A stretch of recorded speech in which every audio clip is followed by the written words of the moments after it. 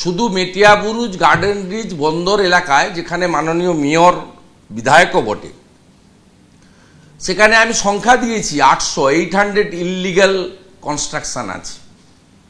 কখনো যদি জনস্বার্থের মামলা কেউ করেন বা কোনো ইন্ডিপেন্ডেন্ট, এদেরকে দিয়ে লাভ নেই। কলকাতা কর্পোরেশনের কমিশনারকে দিয়ে বা রাজ্যের কোনো ব্যুরোক্র্যাটকে দিয়ে লাভ নেই, কারণ তারা মমতা ব্যানার্জি বা তার ভাইপোর বাইরে যাওয়ার ক্ষমতা, সাহস তাদের কখনোই নেই।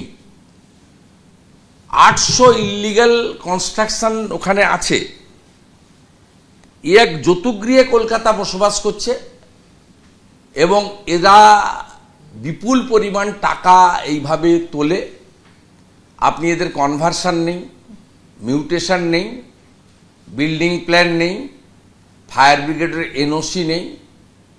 পরবর্তীকালে সিএসসি থেকে হুকিং করে বিদ্যুৎ জ্বালায়, বিদ্যুতের বিলও বহু জায়গায় দেয় না। এই কারণে কলকাতার মেয়র বা ওখানকার এমএলএ একটা সময় আমাদের প্রতিবেশী রাষ্ট্রের এক সাংবাদিককে নিয়েছে, ওখানে কি বলেছিলেন সেটা আপনারা জানেন। নির্বাচন বিধি চলছে বলে সেটা আমি আর উচ্চারণ করলাম না, আমি স্মরণ করিয়ে দিলাম বাংলার মানুষকে। এবং গুলশান কলোনি, তপসিয়া থেকে শুরু করে ইললিগ্যাল কনস্ট্রাকশন একাধিক জায়গায় আছে।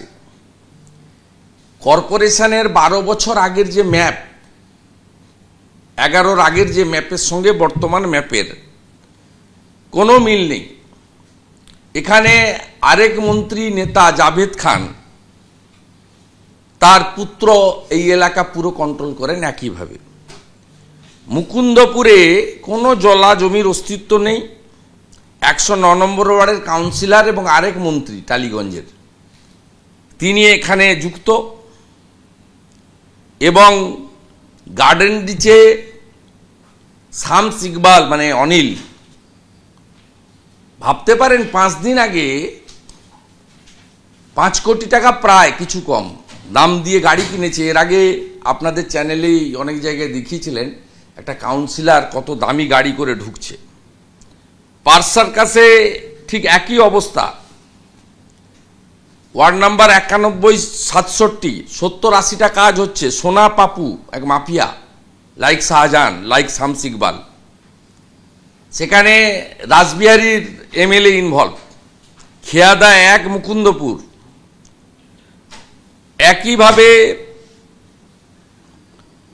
তপসিয়া তৃণমূল পার্টি অফিসের উল্টো দিকে এক্ষুনি যদি আপনার চ্যানেলের রিপোর্টার যান, দেখবেন ওয়াটার বডি বুঝিয়ে প্রথমে ওয়াটার বডিগুলোতে বাইর থেকে কচুরিপানা এলে ফেলা হয় যাতে জল চোখে না পড়ে, তারপরে টিন দিয়ে উঁচু করে ঘেরা হয়, তারপরে আস্তে আস্তে আস্তে 15-20 দিন দিয়ে আস্তে আস্তে এগুলো করা হয়।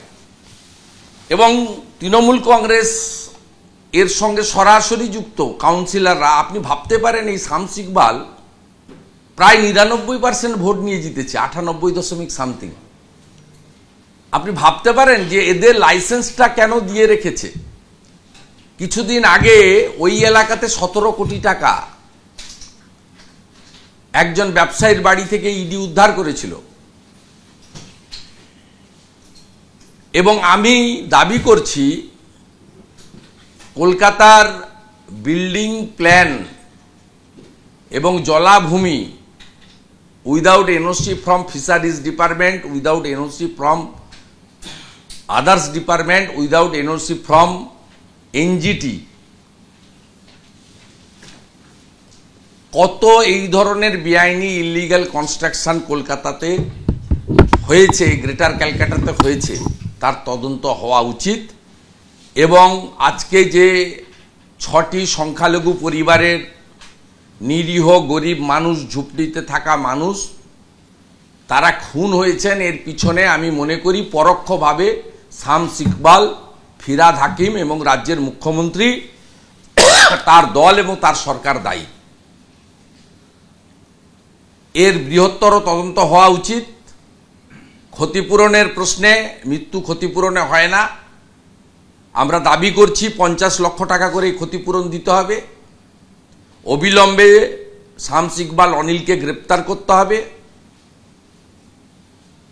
এবং আহতদেরকেও মিনিমাম 5 লক্ষ টাকা করে ক্ষতিপূরণ দিতে হবে।